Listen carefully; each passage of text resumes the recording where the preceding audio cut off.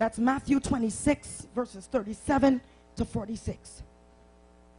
And it says, and he took with him Peter and the two sons of Zebedee.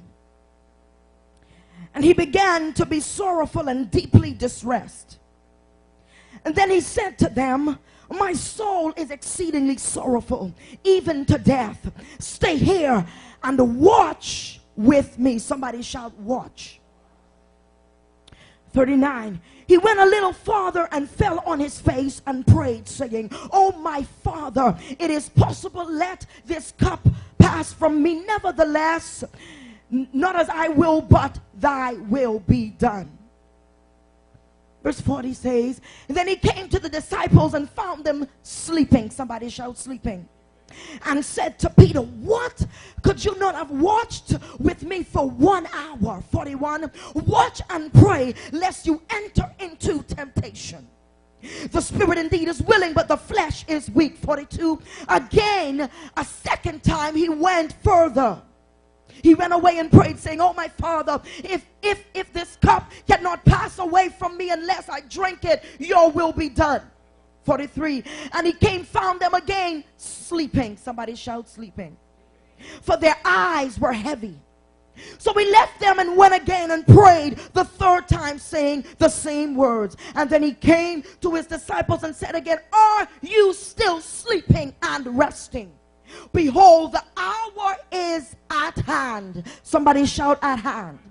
And the Son of Man is being betrayed into the hands of sinners. 46. Rise, let us go. See, my betrayers are at hand. And so we found that Jesus went to pray.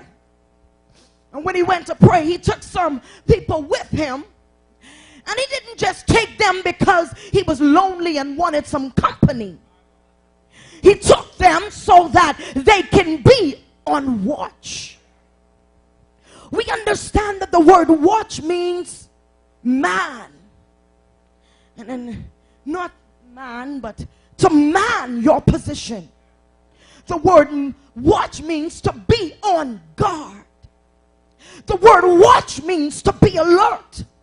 It meant that he sent them there to be on guard, to be alert, and they fell asleep. Not only did they fall asleep, but the enemy was now in eyes reach of Jesus, and they didn't even realize it. I believe that a lot of us, we've been given assignments and we've been given mandates, and then God has told us to be on watch. Now I'm going to seem as if I'm on your side for just about a minute, but see, a lot of us, and we row, and because I move in ministry, I understand how important it is for the people with you to be on watch. But for a long time, we begin to rob out the disciples and say, how can they go sleep? But have you ever been in a situation that really got you so down, it made you so depressed that you tried to be awake, you tried to be alert, but you just couldn't help yourself? Sleep. Remember when Lazarus died? Jesus said he was what? He was asleep. He likened the dead man to be that of a sleeping. To be dead is to lose your soul. When you see a dead person, you can touch them, you can tap them, you could beat them, you could hurt their children, they cannot move. And so I believe that God is saying to the church tonight that we have fallen asleep in a whole lot of instances. Can I just be real? That's why a whole lot of stuff is happening, and the enemy has crept in unaware because we've not been on watch. And I believe that there are a lot of you, and the hand of God is on your life, and the Lord sent you to do some stuff, but it can never come to the full potential unless you do something. We're going to get to that later. Bless you. Get to that later. And so now, evangelist. So now, prayer warrior, prophet. praise and worship leader, praise and worship member, psalmist, armor bearer, preacher, teacher. I believe that the Lord has given us some mandates. I believe that the Lord has given us some instruction. And then in the midst of all of that, we have fallen asleep.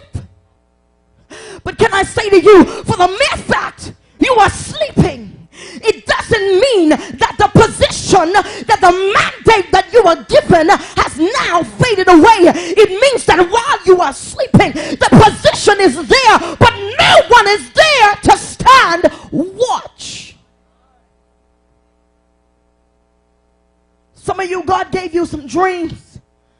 God gave you some visions. God told you to start a youth against violence. You sit there and say, you know what, I get off too late.